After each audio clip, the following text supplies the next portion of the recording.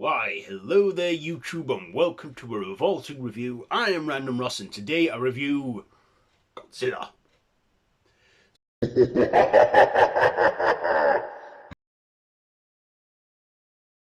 So this is directed by Gareth Edwards and written by David Callahan, based on the Toho Kaiju Godzilla, and it stars Aaron Taylor Johnson, Quicksilver, or Kick-Ass, Ken Watanabe, Elizabeth Olsen, Scarlet Witch, Sally Hawkins, David Strathairn or something, and Bryan Cranston. So this is the first installment of the recently new Legendary Monsterverse franchise. So yeah, this cinematic universe that they launched a decade ago is 10 years old nearly, but definitely 10 years old this year. This came out in what, May of 2014, and yeah, I'd say Godzilla and Kong the New Empire, which this is going to be building up to, will live up, will be a great way. Looks like a great way to mark 10 years of this cinematic universe. So yeah, Godzilla. So we all know the story of Godzilla. He's a kaiju, a giant lizard. They tried to nuke him with nuclear bombs, which they disguised as a test in the 50s. And then in the present day, two new monsters that feed off radiation awaken from a dormant state. One flies, one's really even bigger and crawls. And they are two species of the opposite sex that want to mate and reproduce and bring, havoc on the earth. But of course, Godzilla is awoken from his dormant state and goes out to San Francisco to fight these monsters, gives them all a big atomic breath, and then is welcomed as a hero by the humans as he retreats back to the ocean. And of course, this was the start of Legendary's monster universe. We also get human drama in there with Bryan Cranston and Aaron Taylor Johnson and his wife character, played by Elizabeth Olsen. Yeah, they were siblings in the Marvel Cinematic Universe. They're a married couple in the Monsterverse. So, but this was probably, I think this was just before they became Scarlet Witch and Quicksilver or the Maximoff twins in the MCU. So, what did I like about this? Well, first of all, I love the CGI effects. For me, the first time I ever went to the cinema, I was about 7 years old. It was 1998, and the first film I ever saw in the cinemas was Godzilla 1998, which was a flop, but I remember being a kid, being terrified, being amazed by it. Looking at it now, I can kind of see why it flops, but also some of the effects are a bit dated. But yes, this, for me, this was probably the first Godzilla movie to come out in theatres in over nearly 20 years. I think there might have been some Toho films in between, because Toho has their own Godzilla franchise, and also this was the start of a Legendary Monster Universe franchise. This film is, does it say?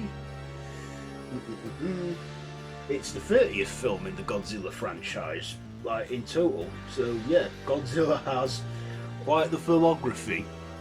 So I like the updated effects on the classic look of Godzilla.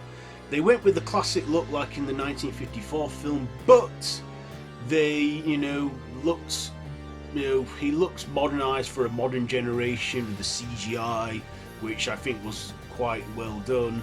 I also like the big Titan clash they have in San Francisco in the finale, and how we get to see monsters collide and Godzilla take on two giant creatures that look alien-like. Of course, we had some good human drama in there, and we had some good actors in there, quite the cast. Bryan Cranston, he was heavily featured in the marketing for this film, but he actually wasn't in a massive amount of the film. In fact, he had the least screen time, I'd say. He was killed very early on in the movie. But yeah, I do feel that there were a bit too much human drama in there. Like, I gotta say, it's like maybe a good hour, 45 minutes till we actually see Godzilla in the movie when he's on Hawaii. And even then, it's quite a long wait till we actually see him spring into action. Then he goes into the Pacific Ocean and makes his way to San Francisco. It just feels like a long way in between the monster scenes. And I feel that, you know, I sort of came to see Godzilla do his rampaging, and he did do, but he also, you know, fought giant monsters and kind of went back to the old school kind of ways, like in the old classic movies. But, like I say, I think there was just a lot of human interaction in there, which people have faulted these movies for. But they're starting to listen to us fans, they're starting to, like, you know, get it, you know, the human drama in these sort of kaiju films don't work as well, or, you know, there's too much, they're getting too much of the screen time.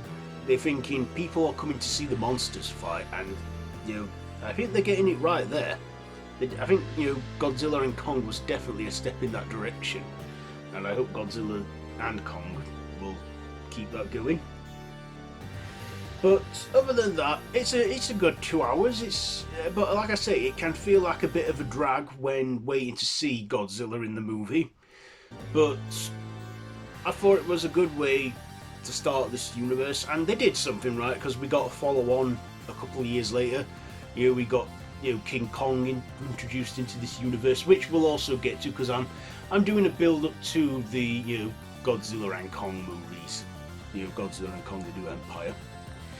They said that Godzilla vs. Kong was the last one. Yeah, it was the end of Phase 1, I think. But anyway, Godzilla, what am I going to rate this one? I'll give it 3.5 stabs out of 5. 3.5 stabs out of 5 for Godzilla. So there you go, 2014. So there's my review on that one. Have you seen it? Let me know what you think down below in the comments, and if you like this video, be sure to give it a big thumbs up, share with your friends, and feel free to subscribe to the channel if you haven't already, and to hit that notification bell. I've been Random Ross, and this has been a Revolting review on Godzilla. So, yeah, until next time, don't have nightmares.